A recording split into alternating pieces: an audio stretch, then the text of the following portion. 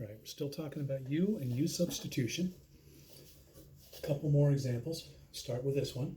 Got the integral of x squared times sine of x cubed. Laptop again. We need to let something be represented by U, and that something is almost always going to be what's inside. Remember we talked about when we did chain rule, the derivative of stuff or crap or whatever's inside? That's going to be the same thing that we want to represent with U. So the thing that's inside here is the x cubed. It doesn't necessarily look inside, but in the calculator that would be inside parentheses. The thing inside parentheses is a natural choice for U almost all of the time. So here we're going to let U equal x cubed. Then we're going to do the derivative. Du equals 3x squared times dx. Think chain rule, right? That's the derivative of crap squared is, or crap cubed is 3 times crap squared times the derivative of crap. And then you want to solve this for dx. So in this case, divide both sides by 3x squared. Get U du over 3x squared. Now something I didn't mention last time is that when you do the derivative here, the thing you end up with, right? The thing you end up with that's in addition to the du and the dx has to get canceled out by something over here except for a constant. So the 3 is okay. The x squared is 2 because that's going to cancel out with that x squared. So when you're trying to figure out what u is going to represent, it's not a bad idea to think, if I let u represent this thing, is the derivative of this thing present here to be canceled out when I do the substitution? So we've got the x squared times sine of u, and then replacing the dx with du over 3x squared. The x squareds will cancel. We'll pull the 1/3 out front, and we'll have 1/3 times the integral of sine u du. Remember what I said last time. It's got to simplify and be something that's very nice and easy to deal with, or you're not doing it right. This is very nice and easy to deal with. The antiderivative of sine is, careful with the SIGN sign on this, negative cosine. So we'll end up with negative 1/3 cos u,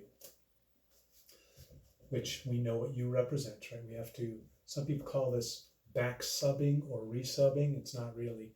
We're just replacing the u with the thing that it represented. So we have negative 1/3 cosine of x cubed.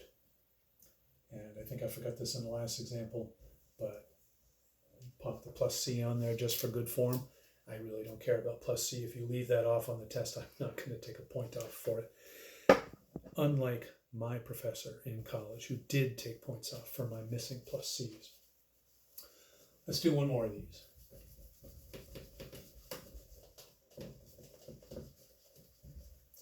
One more this time. And we'll do a couple more next time. Sine squared x cosine.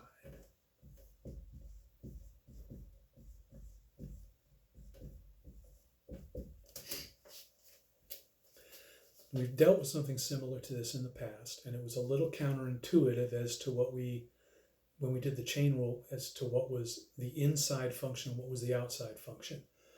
Remember that this sine squared of x is really shorthand for the sine of x squared. So the squared this time is not the inside function. The sine itself is. So we're going to let u equal sine of x. We're going to let du, well, we're not going to let du be anything. We're going to do the derivative. We get du, the derivative of sine of x is cosine of x dx. And that gives us dx is equal to du over cosine of x. Remember what I said a few minutes ago? You want this derivative thing to be something that appears here to be canceled out. So we're going to have our integral, replace the sine x with u, and then we've got our cosine x from here, and then our dx is du over cos x. Cancel, cancel. And we have our nicest one yet. There's not even a constant present in this one. It's the integral of u squared du, which is trivial. You know that's going to be u cubed over 3 plus c. And we're going to do our resubstitution or back sub, whatever you want to call it. We're going to get sine cubed of x over 3 plus c.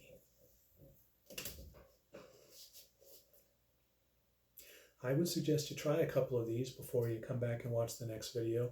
Get as good as you can. If you need more examples, I think I'll probably do at least one more of these, possibly two. We'll see how much fun I'm having by the end of the next one.